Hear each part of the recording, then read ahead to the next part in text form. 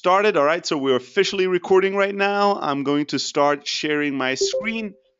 Very good. Going to welcome all of you again. There you go. All right. Sorry for complaining or whining. All right, so welcome everybody to this special webinar today, Cold Calling Mastery. You are my people, the kind of people that have joined this webinar early on a Wednesday morning to learn more about cold calling and how to master the art of cold calling.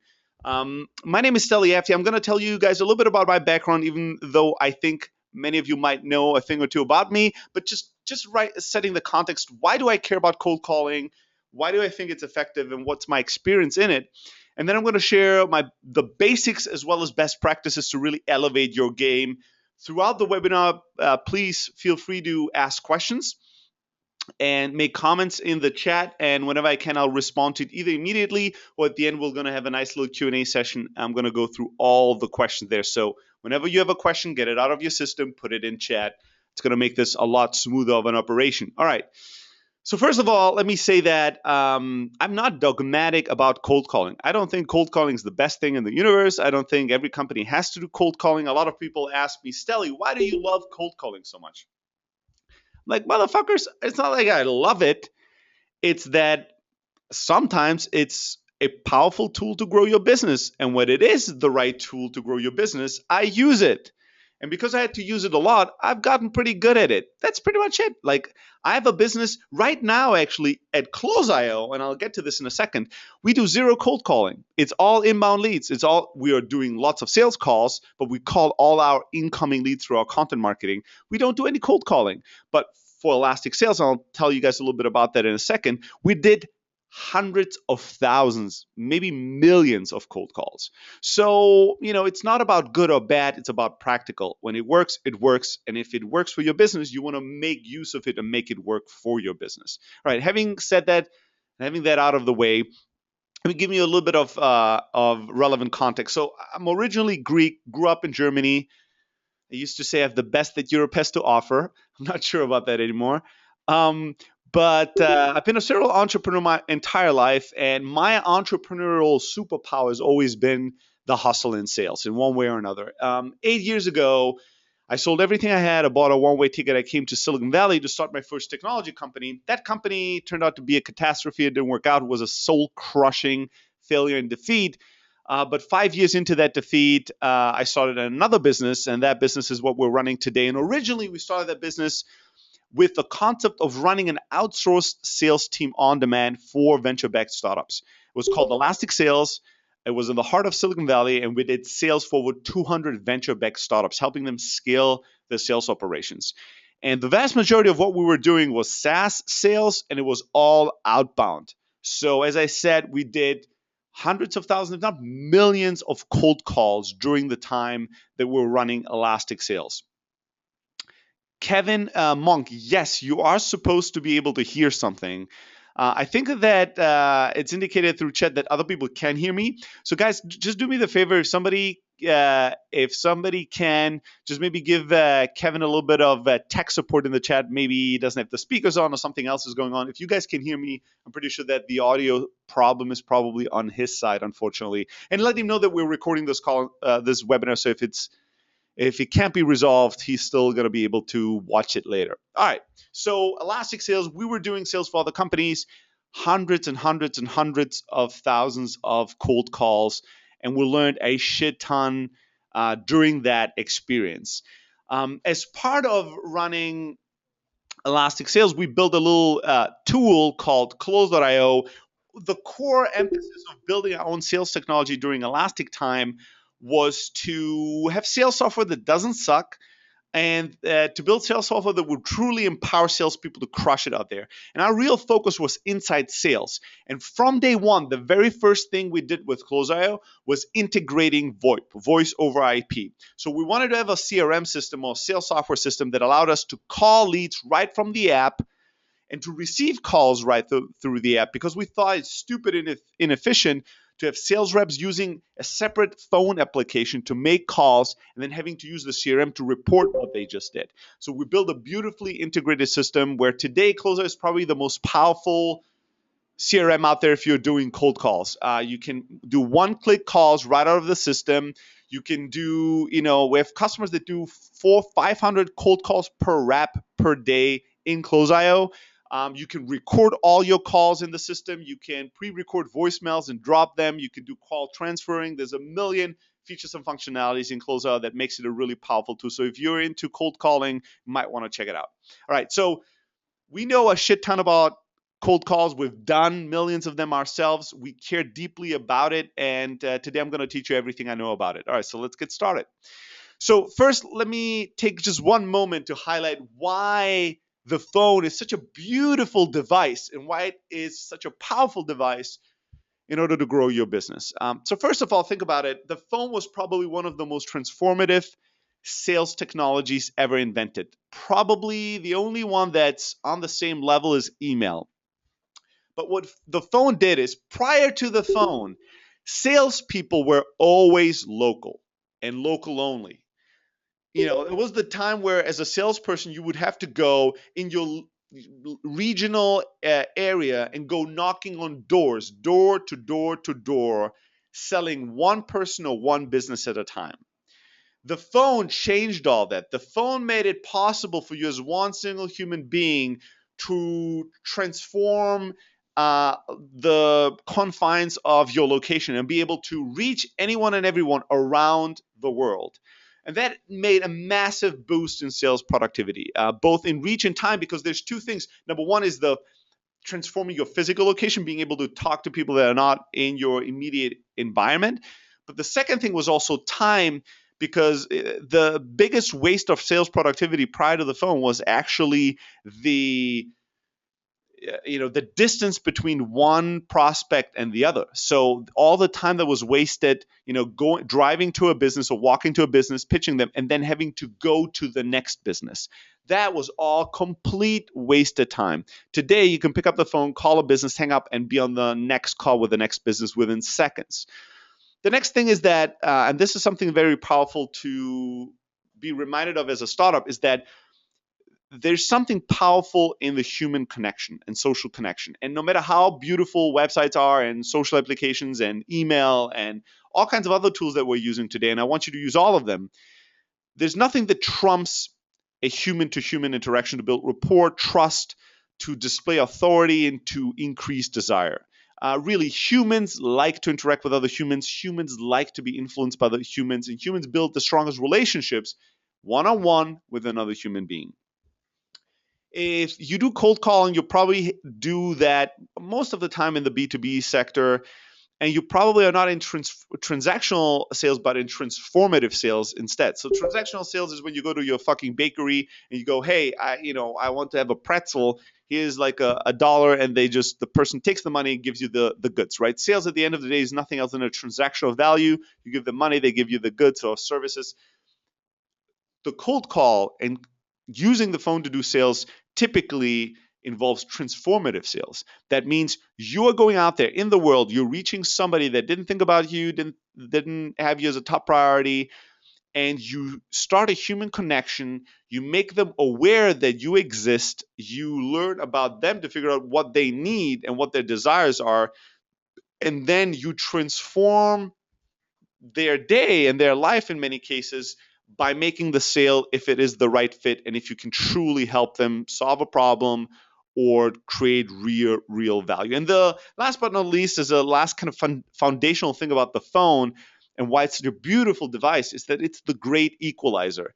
I'm not a great fan of the Wolf of Wall Street. I love the book. The book is entertaining as fuck. I don't think this is not my type of sales, going out there and being like a fucking scam artist and whatever you want to call it, like a super uber aggressive boiler room type of an energy of a person. It's not me. But the one beautiful line in that movie, if you watch The Wolf of Wall Street, was when he explains to these morons, these idiots, that the phone is the great equalizer. And it's true. The phone strips away a lot of the superficial shit, and all that's left is your voice and the content of what you're delivering. And that's That's all the other person has to create an image and an imagery of like who you are and to be influenced or to create a relationship around you.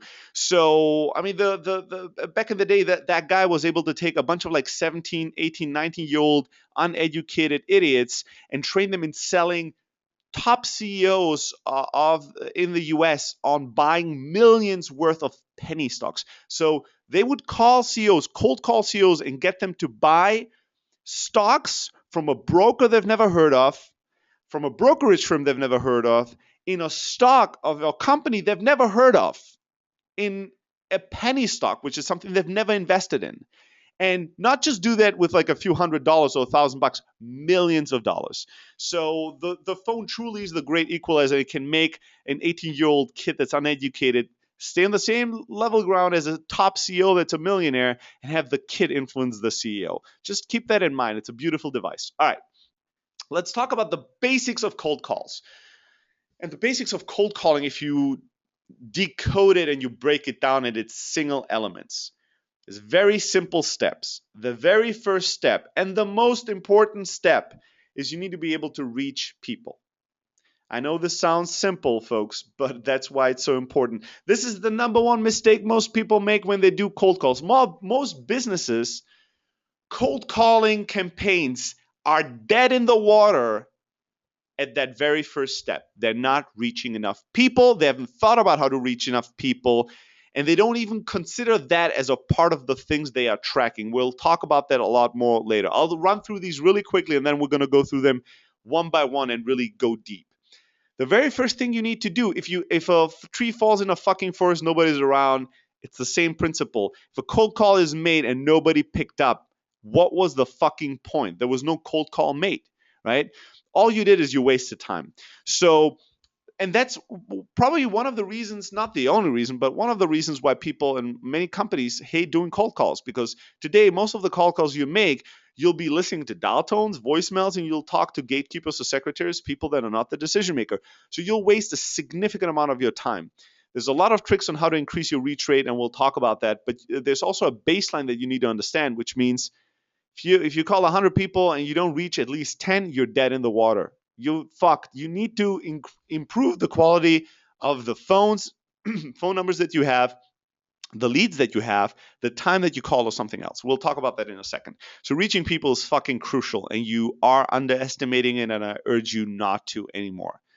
The next thing you need to do, once you reach somebody and they pick up the phone, it's the right person, and you have their ear now, you have their attention. What you need to do is you need to sound good. Again, something people completely dismiss. Don't pay attention to. Sound good? I don't know. I'm just going to focus on like pitching them on my shit. Fuck you. All I have on the phone in order to determine who you are and if I want to be influenced by you, if I want to listen to you, is your voice, is the way you sound, is the way you deliver the words and the content, not the content itself. We'll talk about that a lot more. So first you reach people, basics people. Then you need to sound good. And again, a little bit of a chat. Richard is asking a question. Folks, let me know if anybody is experiencing any issues. If not, please jump in and support yourselves, build a little community in chat, and help out Richard. And before I move forward, I just want to make sure that all of you guys are taken care of. All right. So first, you reach people. Second, you need to sound good, and then you need to ask questions. And I saw that there's a question about, what comes first, the cold call, the cold email. We'll talk about that a little bit, but it's an excellent question, so I'll comment on it really quickly. Kelly, if you're in a webinar with me, you'll have to live with F-bombs and foul language, just the way I express myself. So you'll have to deal with that or find another place to get more clean information. It's just a passion that I have. It's just the way that I communicate. If I want to be authentic, there's going to be a little bit of that in there. Get used to it. All right. So what comes first, the cold email or the cold call? It depends. There's not a singular answer to this. Like all businesses should do cold emails first, or all businesses should do cold calls first. It depends on who you're trying to reach. It depends on your target audience. And ultimately, I would always test both and see just what works. Be practical, be pragmatic. Whatever works, works. Try it out. Don't be dogmatic, be pragmatic about this. I know that typically when you want to call professionals, if you're selling to professionals like doctors, lawyers, accountants, coaches, teachers, whatever it is, you can probably get a really high success rate, or restaurants, restaurant owners, you might get a really good success rate in just cold calling the person directly rather than cold emailing. If you're selling to high executives in large Fortune 500 companies, cold calls will probably not get you anywhere. So you might have to master the art of cold emailing. It depends on your market. The next question, you guys are great with the questions. So have I seen Jordan Belfort's sales scripts? Yes, I've seen his sales scripts, his sales training. There's a few gold nuggets here and there. It's entertaining, but I'm not a huge fan of all his stuff, to be honest. All right, so I'm going to keep going with the webinar. I'm going to be answering the questions. You guys keep putting the questions in, and at the end when we do the Q&A, I'll scroll back and I'll make sure to answer every single one of them. All right, so going back to the basics, we need to reach people. We need to sound good. We need to ask questions. This is something that's so crucial that everybody's messing up. People think that cold calling and sales pitching on the phone is all about you talking. It's not. You're calling someone not to just sell them on your shit, but you're calling someone to learn about them and figure out if they're qualified, if they're a good fit, and if you can truly help them. What I call selfless and selfish qualification. First, you figure out, you get the answer to the question, can I help them? And then you get the answer to the question, can they help me? And only if the answer to both of these questions is yes, then you're trying to sell. So you need to master the art. If you want to be good at sales, you need to master the art of asking questions. She who asks the question is leading the conversation and getting all the information. You need to get information before you try to sell anything. So you reach people, you sound good, you ask questions, then you manage objections. Right? So people are going to have some objections for you, and typically these objections are going to be recurring. So they're going to be the same kind of top 5, top 10 objections, and you need to learn how to master them, how to manage them, and how to be proactive about them. And then you go for the close, and the close does not necessarily mean they buy your software, or your product, or whatever the services, whatever it is that you're trying to sell. The close can be any conversion that you're setting, any call to action, anything that you want them to take as an action after your call. Maybe it's signing up for a free trial. Maybe it's scheduling a demo. Maybe it's, coming to an event, whatever the hell it is. But make sure that you are clear on what you want them to do. Make sure you go for that close at the end of the conversation. All right. So there's another question here that's excellent. So when you're selling B2B, they're doing a round of calls just to get the right number. Is that a good idea, Kevin? So Kevin is asking that. Kevin, again, you rarely hear me say, yes, this is a good idea, yes, this is a bad idea. It depends. Is it working? And is it working? I would step back and I would say, well, if we do 100 calls to get the right number, how many times do we convert in getting the right number?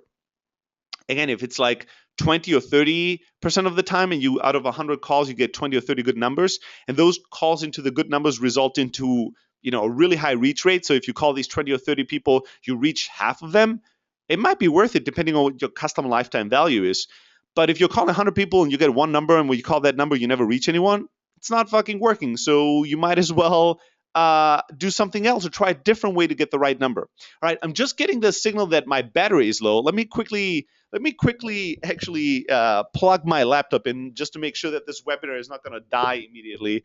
All right, so this is what happens when you're doing it live. You have to work it. So I'm just grabbing the mic, I'm leaning down, grabbing the charger, and we're good. We're good to go. All right, so we're made sure that we're going to be powered throughout the entire webinar. All right, so yes, it depends. Try it out, see what the metrics look like. It might make sense. It might not make sense. It might make more sense to do a better job on the lead generation part, or sending cold emails first to get to the right decision maker. There's an excellent book called Predictable Revenue that talks about kind of a cold email to get to the cold call approach. It's an excellent book. Make sure to check it out. All right. The next question that's excellent, Richard, is does voice accent play a role in cold call? Again, can you guys guess what I'm going to say? It depends. It depends. Depends on two things. Who's your target customer, who you're selling to, and what's their response to somebody that has an accent, is clearly a foreigner. And it depends on what kind of an accent you have. I know this sucks, but it's reality. There's certain accents for certain ears and cultures that are perceived as sexy and sophisticated, or at least okay. And there's certain accents that people will equate with not such good things, like, oh, you are probably an outsourced person, you're probably somewhere in a very cheap area in the world calling, like they'll think some bad things about you. So is having an accent for cold calls bad or good? It depends on the market you call. If you call into very traditional conservative, in a very traditional conservative audience, it might be bad. If you call into startups, it typically doesn't fucking matter.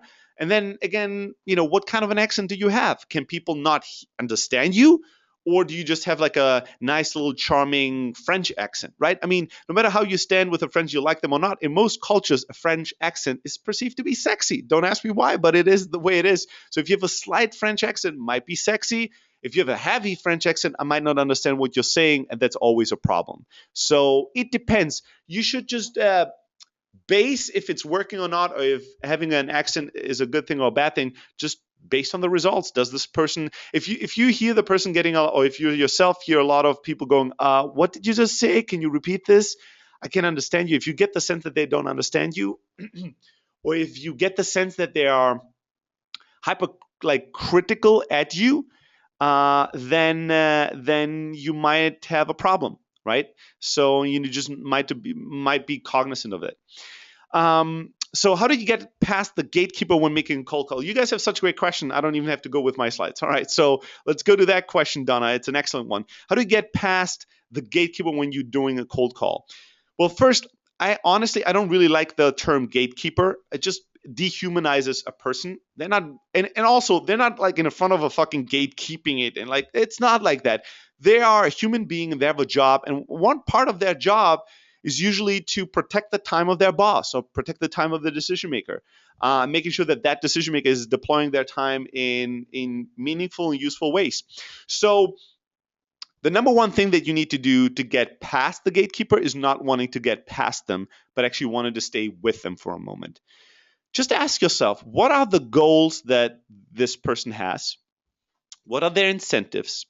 What's their day like? How many calls do they get in a day? And just display some empathy, display some care. When you call them, just spend a moment with them. Maybe you change your cold calling script to first sell the gatekeeper why it's a good idea to connect you with the decision maker. How about that? How about making a sales pitch that sells that person on why it's a good idea for their career and their boss for them to let you through? And how about building a little bit of rapport and being maybe a little charming, spending some time with them, going, hey, how was your day? How many calls do you get? If you get a sense that they're super busy, just being very dry and going, listen, I know that you're super busy. You have a million things on your plate. You get tons of these calls. Here's the thing. I have to offer X, Y, and Z. Here's why I think it's going to be relevant for you. Here's what I need. I know that you typically don't do this, but let's talk about it. Help me out here. What would it take for you to let me through and let me talk to person X, Y, and Z? Just display some empathy and put yourself in their shoes and sell them on why they should let you through. Don't just try to trick them into letting you through. So, Adam, you have a really good point. So typically I actually just let all the questions keep piling up, and then we just do the question at the end. Today I'm freestyling it a little bit more. Also, I'm having a bit of a go-to training challenge that I haven't told you guys about, which is that I can't scroll in the chat right now. So that created the anxiety and the initial response to me to just go and respond to the questions immediately. All right, so let's rock and roll and keep on with the webinar. So the basics: you reach people, you sound good, you ask questions, you manage the objection, and you go for the close. Let's dive into another foundational and fundamental thing before we go into each or every one of them, and I'll share some more tactics with you. So there's three simple questions that I want you guys to ask before making any cold calling. You need to understand that cold calling is a full contact sport. Cold calling is a performance art. You need to think of yourself as like the Beyonce or the Michael Jordan of sales. Like, you need to show up every day, and every call is another shot you throw.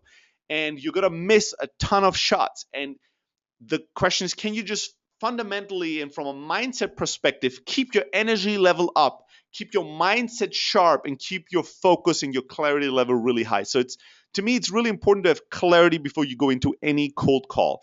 And a powerful way to create clarity is to ask yourself some basic questions. Before you start doing cold calls, ask yourself, why am I doing cold calls to begin with? Like, why am I calling these people? And you go with the lean production, lean startup philosophy of asking the 5 whys. Like, you could go, why am I doing cold calls today? Well, because I want to get customers. Why do I want to get customers? Because I want my business to succeed. Why do I want my business to succeed?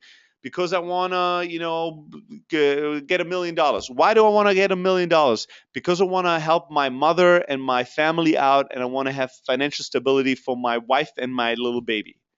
Now, that's a fucking good reason to do cold calls. You see what I'm saying? And not to say that everybody needs to have like a wife or a husband and children and things like that. Your why, your motivations, your motives for taking action are going to be different. But the important thing is that you understand, why am I doing this? Because it is going to be painful. It's going to be hard work. And you're gonna need all the motivation, all the internal resourcefulness you can get when you get started. So make sure that yourself, as well as all your salespeople, that you take a moment before you jump into action and you create a level of clarity and understanding, why am I doing this? What are my higher motivational reasons? And if you have those, you're going to be able to get a lot more resourcefulness from it and a lot more energy when you snap into action. The next question you want to ask yourself is, what do I want to accomplish in this very next call? So it might be that you say, I want to reach the decision maker, and then what? Well, I want to help them. I want them to know that our product exists. So is that the number one thing that I want to accomplish? Not really. I want them to know it exists. And I also want them to experience it so they can make a decision if it can help their business. All right, so that is the core goal of the cold call. How am I going to accomplish it? What's our game plan to get to that desired result? And then you snap into the cold call. You take a little bit of time to ask some fundamental questions, create clarity and focus, create some motivation and inspiration in yourself, and then you go and snap into action. Just walk into the office and start cold calling while you're still half asleep, thinking about like the last argument you had with a friend of you. You need to have all the energy, all the focus, all the clarity you need before you do cold calls. Let's go through the 5 steps that we talked about earlier. Let's start with the fundamental step of reaching people.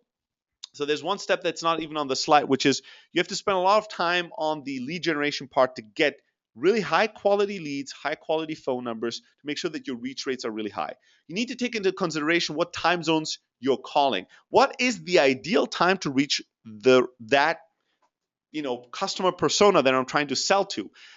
Is it better for us to call them really early in the morning? Is it better to call them right after lunch? Is it better to call them really, in the afternoon or the evening? Depending on who you're calling, who you're selling, the time zone and the day and time that's most optimal to reach them is going to be different. Sometimes companies have discovered that it's really effective to cold call their customers on Sunday mornings, because that's typically when those executives are going to be in the office. Nobody else is there. Sometimes they discover that it's really great to call them really late in the afternoon, 8, 9, 10 p.m. Everybody else is gone. When the phone rings, that executive will pick up.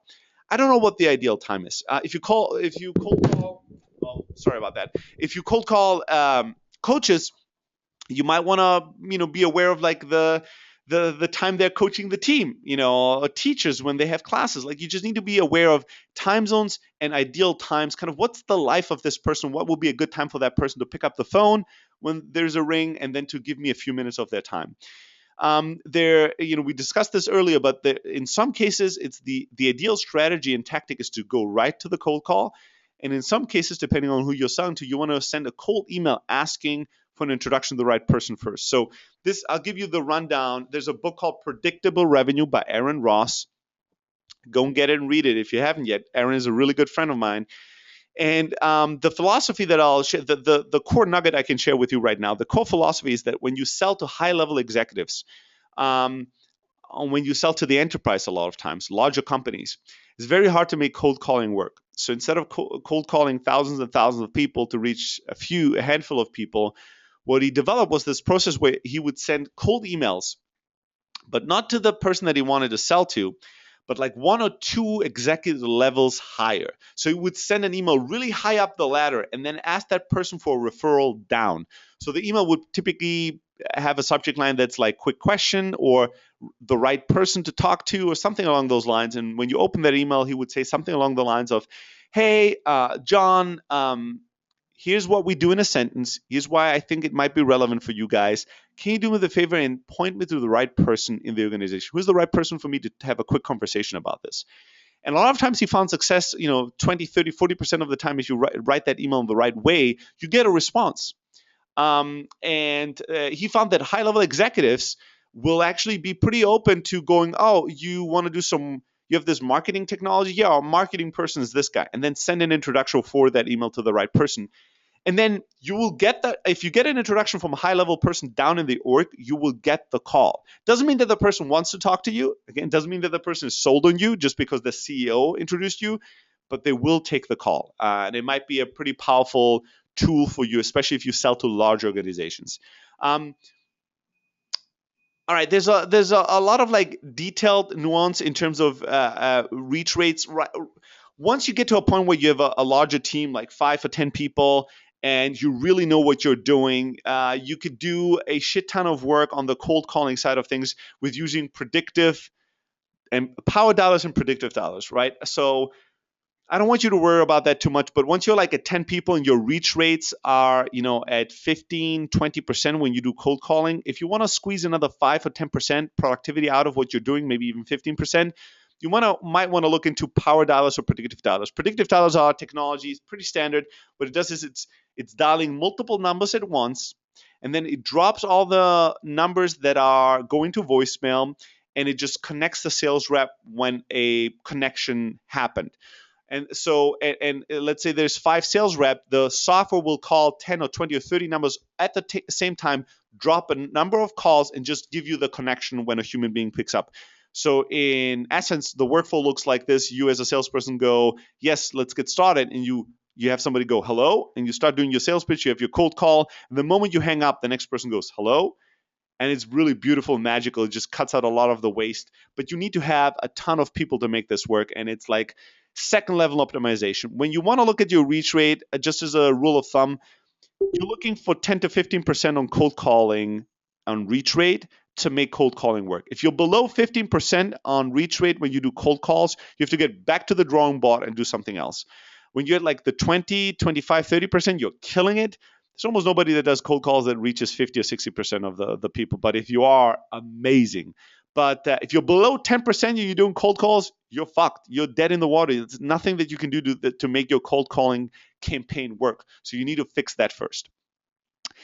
A lot of times, a cold call is lost at the hello level. It's really like the very first sentence you say is where you have lost the call. You just messed it up. You don't realize it. You might be on the phone for another, 5 to 10 minutes, but you're already lost at the hello. And here's why. Here's how most cold calls sound like at the beginning. Somebody picks up the phone and they go, hey, this is John. And you go, hey, John, this is Pop. I'm calling from Closer, and what we offer is sales software for inside sales teams. Is this a good time to talk? The problem is that you spoke way too fucking fast, way too nervously. And here's what was going on in my mind. As you were talking, like I'm picking up the phone, you need to realize that the first thing that people think when they pick up the phone and there's a voice they don't recognize is they're asking themselves, who is this? What is this about? And is this a sales call? So while you're blabbering on, you're like, da, da, da, da, da, da. The person's like, what? Wait, who is this? What is this about? And you keep talking. People are not paying attention. They're not listening, so they cannot compute what you're telling them. So all they'll know is, oh God, there's a person that speaks really fast. I don't know what the fuck they're trying to sell me. This is probably a sales call. I want to get off this call. This is where most cold calls are lost. So you want to train for that. You want to make sure that when you cold call somebody, you speak slowly with high energy, though. You don't call me as if you're like depressed. I don't want to talk to a depressed person. You call me and you go, hey, this is Stelly. John, the reason why I'm calling you today in a simple sentence is what we do in a sentence is we offer sales teams a powerful set of inside sales tools. Is this a bad time to have a quick chat? Now, again, that doesn't mean that he wants to talk to me, but I spoke slowly with high energy. I gave the different sections of my introduction space so they can breathe. I say, hey, my name is Stelly FD. Give it a little bit of pause so you can go, oh, I don't know this person. You don't know me, but the reason I call is because what we do in a sentence is X, Y, and Z. Now the person goes, they're doing X, Y, Z. I don't want this. And then I go, is this a bad time, or does this in general sound interesting to you? I space it out so I allow the person to give me a little bit of attention. I use up that attention. Then I give them another space, a breathing ground to give me another little bit of attention. And step by step, we're building rapport and we're actually able to make this work. But if the first sentence that you speak is too fast, too nervous, and I don't hear what you're saying, all I can say is no. And I don't know, like literally at the end of the cold call, the end of the first 2 or 3 sentences, I still don't know what the hell you're doing. I can't recite anything you've said. So make sure to make your hello strong, come out swinging. Speak clearly, speak loudly with energy, speak slowly, and give your different sections of your introductory cold call space so the person can catch up with you. All right, very important. Sounding good. The way you sound will create an image, an impression. We as human beings, the way our brain works is that we need to create an image. We're very visual, even if we don't realize that. We need to create an image to be able to compute what's going on. So if you realize it or not, while you're talking to people, they will have to create an image of who you are in order to be able to determine how they feel about you. If you sound like you're super low energy, if you sound like you're nervous, they're going to imagine somebody nervous, somebody junior, somebody that's depressed, and that will influence the way they feel about this call and you and wanting to talk to you. If you sound like you're an authority, if you sound like you have energy, you're smart, you're enthusiastic, you know what you're talking about, if you sound like you're smiling and enjoying yourself, it's going to create a different image. It's going to a different impression on who you are. And that image is going to make a dramatic difference in the influence. It sucks, and I know that people don't like that, especially rational people, but tonality is really 70%, and what you're saying is really just 30%. You need to realize if you sound amazing, if you have amazing energy on the phone, that's going to make a much bigger difference than if you say amazing things. If I call you right now, if somebody cold calls you right now, somebody you don't know, the first thing they tell you is, hey, congratulations, Kevin, you'll won $1 million. What do you think? Do you think, oh, amazing, I won $1 million? Do you drop the phone and go high five everybody at the office? No, you think this is a scam and you hang up. Well, the content of what they said, wasn't that amazing? What is better content than you won $1 million freaking dollars? Nothing. The problem is that the content is not the problem. The problem is I don't trust you. The problem is that I don't believe you. The problem is that you sounded like you're lying. That's the problem. So you need to make sure that you train yourself and your team to sound smart, enthusiastic, like an authority. How do you do that? You want to speak clearly, you want to speak loudly, you want to smile. Smiling is an old sales hack. Buy a little mirror, put it right next to you when you do sales calls. Use a Sharpie to put a smiley on that and remind yourself to smile. If you smile, it comes through in the energy and the way you talk. And you want to, speak with enthusiasm, because if you're not enthusiastic about talking to me, why should I care about talking to you? To do that, to have great energy, great tonality, and sound great, you need to be able to control your state. So find out what helps you to control your own state. For some people, it's music and listening to a certain kind of music. For other people, is listening to watching a motivational speaker video. For some people, is looking at a picture of their family or their last vacation or the car they want to buy. Whatever it is that motivates you, whatever it is that puts you in the right state, you need to utilize that every single day when you do cold calls.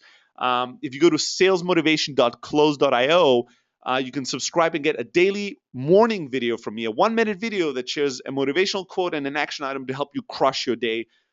Thousands of people on that list, and they enjoyed. Whatever it is that helps you be motivated and control your state, use that every day to make sure that you sound good and you're in a great state when you do these cold calls. It really, really fundamentally will make a massive difference. So now that we reach people, we sound good, we need to ask questions. We need to qualify people. And really, we need to learn as salespeople to listen more than we speak, to ask the right questions. And to go about selling in the approach of saying, well, first let me figure out, can I truly help them? Are we the right company to service this business or this customer? And if we can help them, can they help us? And only when the answers to these questions is yes, then I'm going to try to sell. But the beauty is, if you know enough about your prospect, selling is easy. If you know and care deeply about them, selling is easy. And also, if you paid attention and you truly cared and you asked the right question, when you tell them that they're the right fit, when you tell them you think you can help them, they will believe you. Think about it. Did you ever have somebody on the phone that was like asking you questions, but you could tell that they're just running through a list of questions. They don't even fucking care what the answer is. They just want to get to the next question. Whatever the hell you are saying, they just, yeah, oh, great. They ask you, hey, let me ask you, John, how many people do you guys have at your business? Oh, we're, about 8 people. Oh, great. And then let me ask you, are you using other software right now? Yeah, we're using this. Oh, great, great, great. And then can you ask, John, can I ask you a last question? What's your budget right now for this thing? Well, it's about, all right, great, great. I think that we're a perfect software for you. What the fuck, right? Do you believe that person? No, that person didn't pay attention. They said just great, great, great to everything you said. But what about that person that actually listens, that goes, oh, so you're 8 to 10 people? Interesting. Tell me, are you guys understaffed? Are you happy with it? How many people were you last year? How many people are you going to be a year from now? Interesting. Listen, John, the reason why I ask about the size is because honestly, if you're like thousands of employees, we would not be able to help you. Most of our customers are about 5 to 15 people, so you are hitting that sweet spot. That's great to hear. All right, so let me ask you the next question, John. What software do you guys use right now, and why? How did you get to that software? If you pay attention, if you listen, if you take time, if the person gets the feeling that you truly care at the end of the conversation, when you go, you know what, John, I think we're a perfect fit. I think that we can truly help you. How likely is it that they're going to believe you? A lot more. So learn to ask questions and truly care about the answers, please. Pay attention to really qualify people before you're trying to sell them anything, and see if there's some red flags or some things that will point out that it's not going to be a good thing. And then try to figure out on the cold call, is this the decision maker? Who is the decision maker? What's the budget? What's the timing? What's the competition? Who is this? What's this company all about? Try to learn more than you teach. It needs to be a give and a go. There needs to be balance. You can't just ask a million questions and not tell them anything.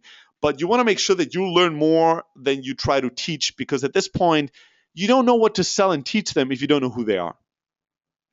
The next thing you need to do is you need to learn to manage objections. This is the simplest thing to prepare, and something that everybody is missing out on. Like, there's going to be there's going to be a top, whatever it is, 10, 20 questions people have when you do cold calls. There's going to be a bunch of objections they have. I don't have time. We don't care about this. We already have software. This is too expensive for us. Whatever it is, take a moment to write an FAQ, an objection management document. You write down the top 10, top 20, whatever it is, questions that people have or objections people have when you do cold calls. And then you write down a succinct answer in 1 or 2 sentences. That's it. And then you don't have to necessarily, you want to learn these answers, but it doesn't have to be word by word. You don't have to be a robot and be reading off a script. But you want to be able to respond to an objection in a clear and concise format. You don't want to compute your answer in real time every single time, because it's going to make you ramble. It's going to make you go, yeah, it's a good question, but and by that time they've hung up already on you. Be able to go, when they say, I don't have time, go, good. I only want to talk to people that are busy. And most of my customers didn't have time. Most of my customers that are happy right now told me the exact same thing as you. Listen, I don't want to waste your time. I need another 2 minutes. We already talked for a minute. Let's spend another 2 minutes together to make this worthwhile. Make sure that we're making the right decision either way, yes or no. Let me ask you, what are you guys doing right now for software? That's it. A lot of times when you manage an objection, the way that you respond is more important, again, than what you're saying. I was proving this to people. We were doing cold calls back in the day. This is 10 years ago. We had a cold calling script, and we would call professionals, and it was like a product that would help them save $5,000 in 5 years. And the cold call, just to prove my team that it didn't fucking matter what you said, it mattered a lot more how you delivered it, I would actually call people and go, we can help you save $5 in 5,000 years. The next thing that we need to know, John, is I would tell people we would save them $5 in 5,000 years. And they stayed on the line with me, and they answered all my questions, and they laughed and they cried, and I closed them. And my team was amazed by that. It's not that I'm that amazing. It's that if you know that the way you deliver something is more important than what you deliver, even if it sucks, and I'm not saying call people and tell them bullshit, but realize that how you sound is more important than what you say. When somebody brings up an objection, it means they are afraid of making a mistake, and it's a trait of confidence. What you need to do is they're lacking the confidence in what you're saying. They're afraid. They're hesitant. So they're not that confident, and you need to make them confident. You need to trade your confidence for their confidence. So how you respond is much more important than what you say. Trust me, you need to be really good at that. And having an objection management document, thinking about what are the things people tell us again and again and again on the phone, and what's a good way to respond to that. It's a very powerful way to prepare to be able to answer something in 2 or 3 sentences without rambling and still sounding confident.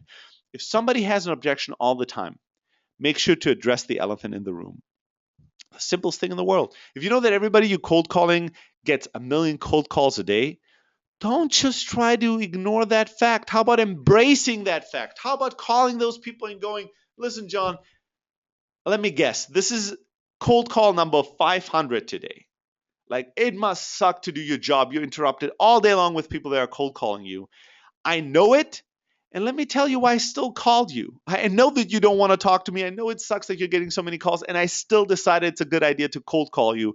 Let me tell you why. Do you think they're curious at this point? Do you think that they're going to want to go, well, I'll give this guy another 20 seconds because now I'm curious to hear why. Why? Because I seem like I know who they are. I seem like I'm not an idiot. I seem like I know they don't want to talk to me. I'm aware of that fact, and I called because I have a pretty strong reason to do it despite knowing that. That's a pretty powerful way to start a conversation. Whatever it is, if you know that all of them already have a solution in place, don't avoid that fact. Don't try to pitch them on your solution. And then like 10 minutes into the conversation, they go, well, but we already bought this other solution from a competitor of yours. And you go, oh my God, another prospect that already has. Like, don't be stupid. If you know everyone you're cold calling already thinks they have this problem solved, then make it part of your pitch. Address the elephant in the room. Go, hey, I know that you probably already bought a piece of software, right? What's your solution? Well, yeah, we bought already, blah. Cool. Most of my customers said the exact same thing at this exact same time. Here's why I still call you.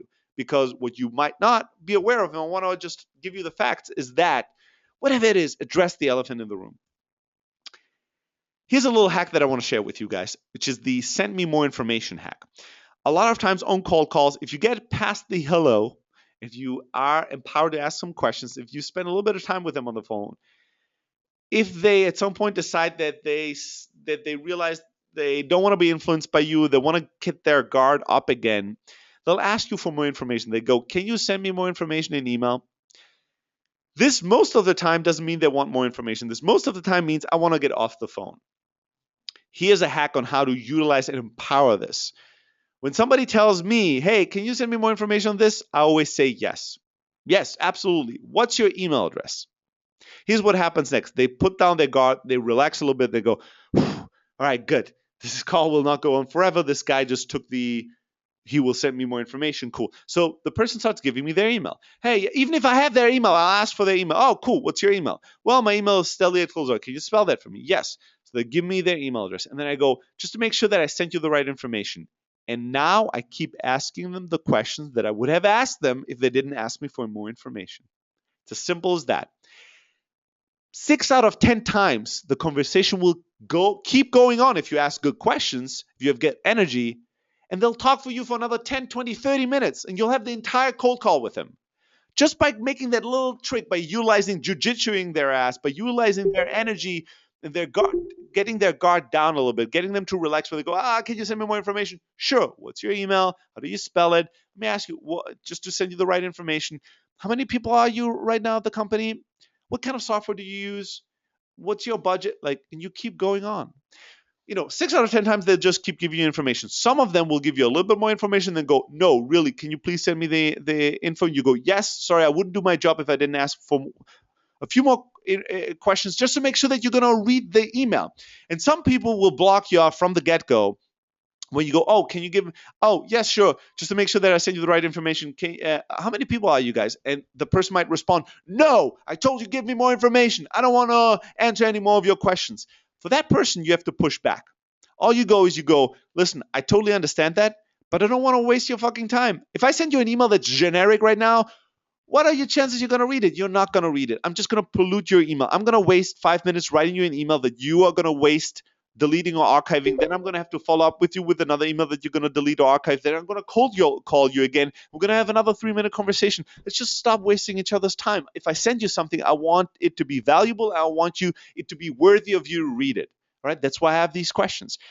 Once in a while, even in a cold call, when somebody pushes, you need to push back. You want to be friendly. Don't be an asshole, but you want to be strong. All right, so there's a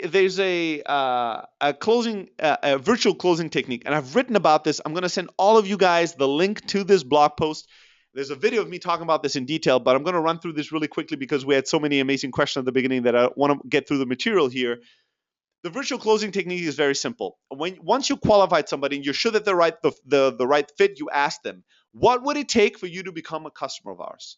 It's the most powerful question ever. Hey, now that we know this is a great fit, what would it take for you to become a customer of ours? What would it take for you to become a customer? And then what you do is, whatever they answer you, you go through following up questions until you arrive at a virtual time in the future where they buy. If they go, well, I have to talk to my colleagues. Cool, what happens next? Well, next we would have another call with you. Great, let's say that call goes well. What happens typically next? Well, next we would have you go through our advisory board. Interesting, tell me more about that. And then when I go through your advisory board, are we in business? No, you have to go through our legal and then procurement. Cool, are we in business now? Yes. Now what you've done is you created a virtual roadmap of what will it take to sell them, and that gives you all the information you need to build your pipeline, the deal size, the time to close, the confidence, the stakeholders are going to be involved. It's magical. Make sure to use the virtual closing technique once you've realized that they're a great fit. All right, let's a word or two about sales scripts. Use them. Even if you don't like it, just use them. It's just good design thinking. What you want to do is you don't want to have sales scripts so everybody is a robot and just recites the script word by word. But what you want to do is you want to be conscious and have thought through the entire conversation, the journey the customer takes in that cold call with you, from not knowing who you are to knowing who you are, but being reserved and not trusting you, to giving you a little bit of trust, to now thinking they want to take the next step. You want to design those different stages. You want to write it down. You need to think about your sales script as a product that will have multiple versions. There's no perfect sales script, right? So every sales script we have has a version. So, and you always start with version 1 and you always make it simple. Version 1, you give yourself 30 minutes to write. I don't care what you sell, just write one version. No matter how bad it is, it's going to be the worst cold calling script you've ever written. Just get it out of your system. Write version 1, 30 minutes. And then what you do is every week you revise that script. You look at the script after you've done hundreds of cold calls and you go, what's bad about this script? What doesn't work? Oh, I've tried this new thing once and it was really good. You keep working on the script, making it better and better and better. It's going to empower you to be really good and really professional. It's going to empower you to train and onboard new people and scale. It's going to empower you, excuse me, even on bad days to do a good job. Some days you're going to just be flying. You're going to be, Michael Jordan in his best game. You're just going to be better than the sales script. And that's fine. Just rock it. But some days you're going to feel like shit and you're not going to be in a good mood. In those days, you're not going to be shit on the phone. You're still going to be professional because you have a sales script to work with. Here, I'm going to run you very quickly through this. Here's the cold calling script that we used when we started Elastic Sales. We had the idea for Elastic Sales, outsourced sales development on demand for startups. On a Tuesday, on a Wednesday, I started cold calling B2B startups with a fake name, no website, no logo, no reference, no trust, no nothing. And we said, we're going to do cold calls for 2 weeks to see if the idea is worth building, if the idea that we had for this company is worthwhile. We're going to just cold call our customers, let the customers or prospects educate us. So here was what I was doing on the very first day. This is the script. And just to give you an idea, our goal was in 14 days to get 1 customer as validation that there's something there. And we got 7 customers in 14 days from cold, like from an idea on Tuesday, 2 weeks later, having 7 customers, cold calling them with a fake name, no website, no logo, no nothing. I would call people and I would say, hey, my name is Steve. I'm calling startups in the area to find out if they might be a good fit for a beta program that we're running. What we do in a sentence is we provide companies with a sales team on demand. Does that in general sound interesting to you? Now that was a powerful beginning. The first sentence was powerful because I would say, hey, my name is Steve, Eli.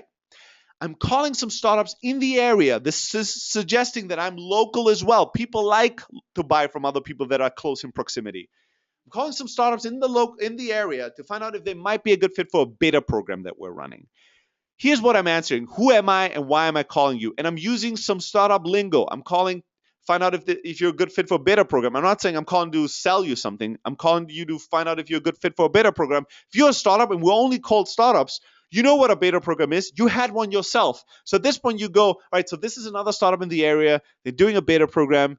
Yeah, but what is it about? So now I answer that. I go, what we do in a sentence, and this is important because I highlight by saying what we do in a sentence is I'm telling you, dude, relax. This is only going to take a sentence. I don't want to start saying, what we do is we blah, blah, blah, blah, because the person thinks, oh my God, how long is this going to take? Is this going to be a cold call that takes forever? I don't want to address that and go, what we do in a sentence. What I say, what I suggest is relax. This is only going to take a sentence. Is we provide companies with a sales team on demand.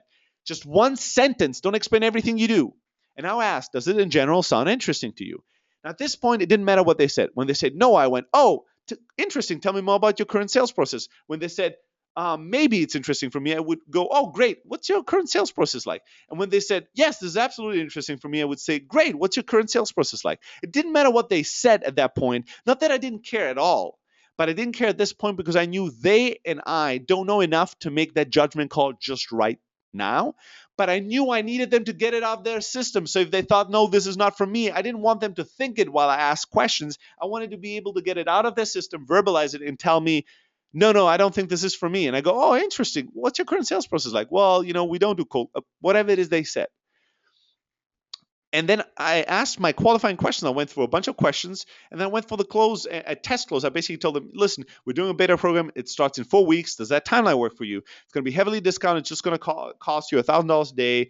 Is that in your budget? And then we're only going to be able to give you one salesperson per person. Would that work? Okay, let's talk about the decision-making process in your company. Who needs to be involved? What are the next steps that we would have to take to make this happen? So I would run through a potential, like, what will it take to make this happen? To see if they're for real. All right, so a quick question in the audience. How would you phrase an open line if you do actually have a product or service, we sell videos, and not a beta program? I mean, you might do the exact same thing. You might just go and say, hey, my name is Steve. I'm calling whoever you're calling. I'm calling I'm calling restaurants in Palo Alto right now to figure out if there might be a good fit for a service that we're doing. What we do in a sentence is we offer restaurants a video service that does X, Y, and Z. Does that in general sound interesting to you? That might work. You might want to do something completely different depending on who you're selling to. All right, so a few words on benchmarks, and then we're going to be wrapping up. So here's the core benchmarks that you care about when you're doing cold calling. You care about the number of dials you make. How many people, let me go back to this. How many people did we dial today? You care about how many people you reached, as we said. You care about how many people that you reached were fully qualified, and then you care about how many qualifiers we converted. Closed here can mean any conversion, right? It could be we closed them to jump on a demo, we closed them to download a white paper, we closed them to do a trial, whatever it is. You want to track the top of the funnel all the way down the funnel. How many dials did we make? How many people did we reach? How many people were qualified prospects? How many people were closed? If you track these numbers, if your results are not good, you will always know why. You will know, are we not dialing enough? You'll know, well, we're dialing a shit ton. We're dialing 5,000 people a day, but we're only reaching 2. That's our problem. It's not closing that's our problem. It's we're not reaching anyone. So how do we fix that? If we're reaching a good amount, as we said, 15% at a minimum, but out of the people that we reach, only 10% are qualified, then we know our leads are shit, right? Because if I spend all this time reaching people, the people that I reach, I should be able to qualify at a really high rate. I would venture to say you want to have a qualified rate that's 25 to 50%. Out of the people that talk to you, want to qualify a really high percentage. That means that you have really good quality of leads. And you want to keep working on that to make the qualified rate as high as possible. If I cold call you and if I have you on the phone, we talk, isn't it a waste if you could have never bought and you were the absolute wrong business for me to call and to begin with? Like, that makes no sense. So make sure that you have a high qualify rate. And then out of the people that are qualified, I want to have a really fucking high closing rate. So if you're qualified and you talk to me, I want to close half of them, if not more. Like, I don't want to have somebody that spent 5 to 10 minutes with me. They're fully qualified. We had a real conversation, and then I only get 10% of them to take the action I want them. Then my pitch sucks. So depending on what the numbers are, you know what sucks and what the problem is in your business, and you focus on fixing that. But the highest leverage will always have the highest point of the funnel will always have the highest impact in the end results. You want to track the minutes on the phone, and the beauty is the closeout tracks all of this automatically without you having to do anything. How many minutes am I really on the phone? And this is more of a like making sure that you really have calling time. You're not just dialing tons of people, but you actually are on the phone with people. Just to give you guys some guidance, if you're doing outbound cold calling, you definitely want to be at least at 100 if you do really high quality. In some businesses, many businesses, they're doing 200 to 400 dials a day. I know that's a lot, but if you're doing like 40, 50 cold calls, you're dead in the water. You're not throwing enough balls to make greatness happen in this game. You need to throw a lot of balls. So depending on the quality of your dials and the number of reaches that you have, that number will go down. If every single person you call you reach and you have really long conversations, of course you can't have 400 really long conversations in a day. But if you reach only 10%, you better dial 150, 200 at a minimum. Just to give you guys some guidance on what it takes to make cold calling really work. As I mentioned already, Closeout was built around making millions of cold calls. Our phone integration is pretty powerful. If you haven't checked it out yet, do. And if you have, and you're a customer, let me know. I'll give you some goodies. And if you haven't, you didn't like it, or you have some feedback, Stelly@close.io. Please let me know. Please start a communication channel. Anything I can learn from you guys, I highly appreciate. The last slide of the presentation.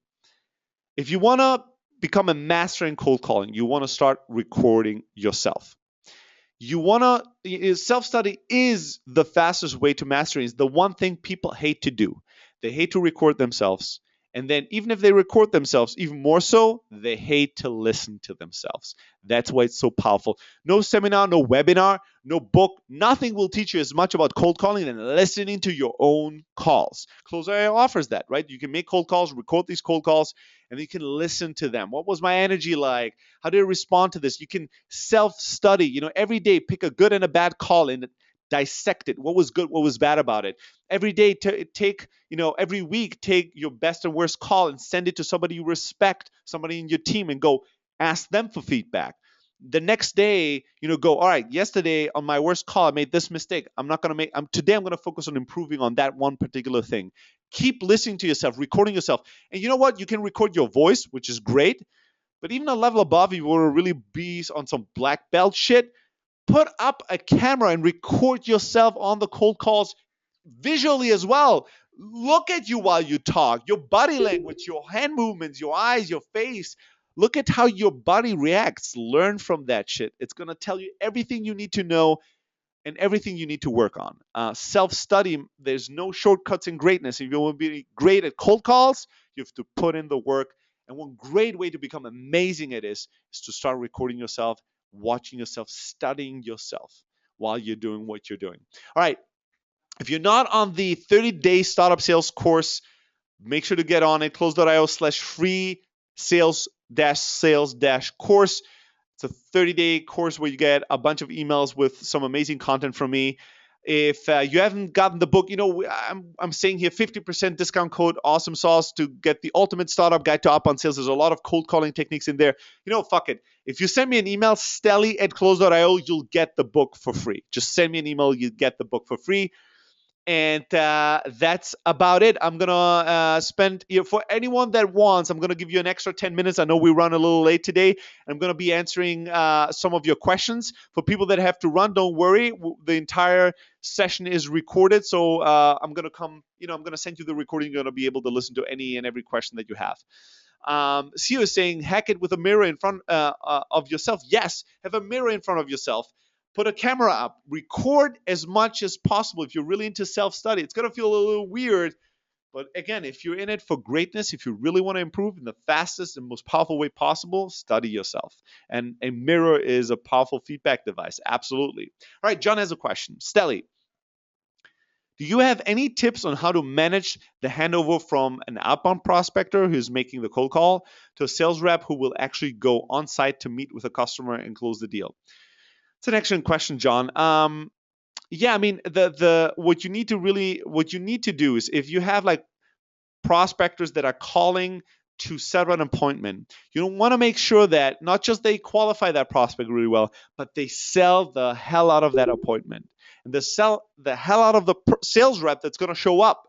Sell me on that person. Sell me on why. You know what? I think this is an amazing. And there's studies about this. I don't, I can't recite them, but I'm guaranteeing you there's tons and tons of studies that I looked at. Amazing results. Sell the salesperson. Hey, now that we figure out that this is a good fit, I want to set up an appointment to have John Jacobs show up and do a in-person presentation with you. Now, let me tell you, I have the privilege, we have hundreds of sales reps. John Jacobs is our number one account manager, has been for the past 3 years. He's the most senior person we have here. He is magic. His customers admire, like his desk is constantly full of gifts because his customers love him. Now, John is fully booked out for the next 3 months, but just this morning there was an opening, so it's your lucky day. I can give you that one opening, but I need a promise from you that you're going to make that appointment good. I don't want to give that. If you're not that certain, I can give you another really good rep, but if you want John, like, and this is even overdoing it because I'm freestyling it, but you want to sell the appointment. Why is this appointment going to be really valuable? Why is John really amazing? So that people know why they should care. And then you want to make sure that you send them a calendar invite. You want to make sure that if you schedule things in weeks in advance, that you check in multiple times. You call them again a week beforehand to resell them on the appointment. If you set appointments 2 or 3 days, if it's really short, still send a calendar invite. Send them a text or call them and reconfirm to make sure that they're top of mind and they resold them on why the sales rep should show up. And really sell the sales rep as this great expert that they are, so that the person appreciates them. All right, great question on how to sell the appointment and how to make the handover work. Yeah, so Sio has a good comment as a response to Al that there are apps out there. Yes, okay. So the question is like, what kind of tool to record yourself? So Closer is recording yourself as well as others. You know what? I mean, just be practical. This is my number one tip. If you use a Windows or a Mac, there's recording devices. Just record yourself. If you want to record yourself and others, you could use VoIP tools. Typically, they are good to be able to record. If you do a quick Google search, I'm sure you're going to find other things.